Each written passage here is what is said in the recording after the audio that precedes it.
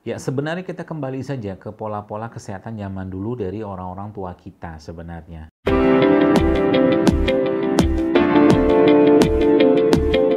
Jadi teman-teman, kalau kita bicara kanker ya, itu kanker itu sangat-sangat multifaktor ya. Multifaktor yang menunjang terjadinya kanker pada diri seseorang. Yang pertama, karena emosi, pikiran, perasaan ya, jiwa yang sakit itu memicu kanker. Itu yang pertama. Maka dalam Islam kan kunci kesehatan itu ada pada kolbu. Maka kolbu itu diobatin. Diobatin kolbu itu dengan apa? Dengan syarat syariat, dengan sedekah, puasa, tilawah, ya kebaikan-kebaikan lah seperti itu, dengan bertobat, minta ampun kepada Allah. Itu yang pertama. Yang kedua, ya, sebenarnya kita kembali saja ke pola-pola kesehatan zaman dulu dari orang-orang tua kita sebenarnya ya, yang tidak terpapar, yang mereka hidupnya itu cenderung sederhana, nggak banyak makanan minuman yang diolah, dikemas, apalagi ditambahkan dengan bahan-bahan tambahan pangan sintetik gitu kan, itu mereka nggak banyak makan kayak begitu ya. Jadi mereka cenderung makannya sederhana, alami ya, tanpa banyak pengolahan ya. Nah, kemudian apalagi itu kalau di sisi makanan minuman. Jadi kalau saya sarankan kepada ibu ya mungkin yang bertanya ini supaya tidak terkena, ya tadi ya hindari makanan-makanan yang cenderung berpotensi ke arah sana. Makanan cepat saji, makanan olahan, makanan yang sudah dikemas ya, terus menerus dimakan tiap hari. Sekali-sekali silakan, tapi kalau terus-menerus itu tidak sehat ya.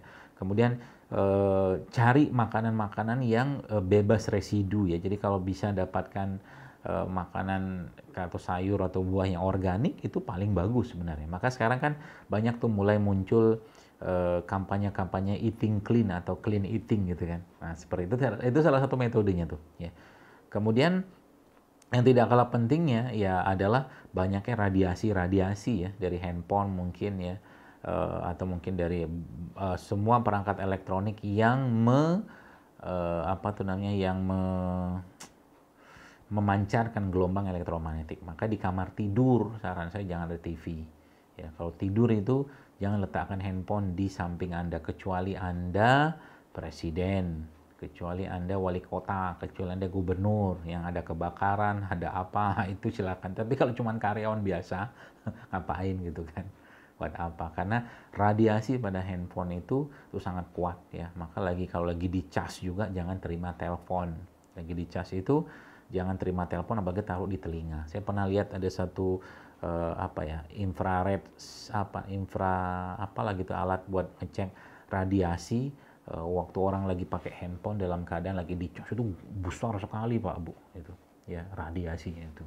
Maka kalau lagi dicas, cas aja dulu lah, tunggu sebentar ya, tunggu agak banyak sedikit baterainya, baru Anda terima telepon. Dan telepon itu salah satu yang kalau saya pribadi lebih senang terima telepon tuh di loudspeaker aja, jadi nggak kena ke telinga gitu loh, itu lebih aman. Atau kalau nggak pakai handsfree itu juga lebih baik. Itu salah satu caranya ya, yang tidak kalah. Jadi yang paling bermasalah di orang-orang modern saat ini sebenarnya logam berat, logam berat. Nah, logam berat tuh dari mana? Ya mungkin kita belum tahu ya bahwa di beras pun ada logam berat gitu kan. Di mana di air pun bisa jadi ada logam berat, kosmetik banyak sekali ya. Nah, itu mulai perlahan-lahan dikurangi, dicari substitusinya yang sehat-sehat. Ya, kalau ikhtiarnya sudah jalan ya sudah, bertawakal aja pada Allah, minta jauhkan ya. Dengan sedekah juga bisa kita minta pada Allah agar dijauhkan dari penyakit-penyakit yang berat ya. Termasuk juga buat ibunya, semoga Allah sembuhkan, Allah sehatkan, dan keluarga yang lain juga dijauhkan dari berbagai macam penyakit-penyakit yang berat. Allahu a'lam bishawab.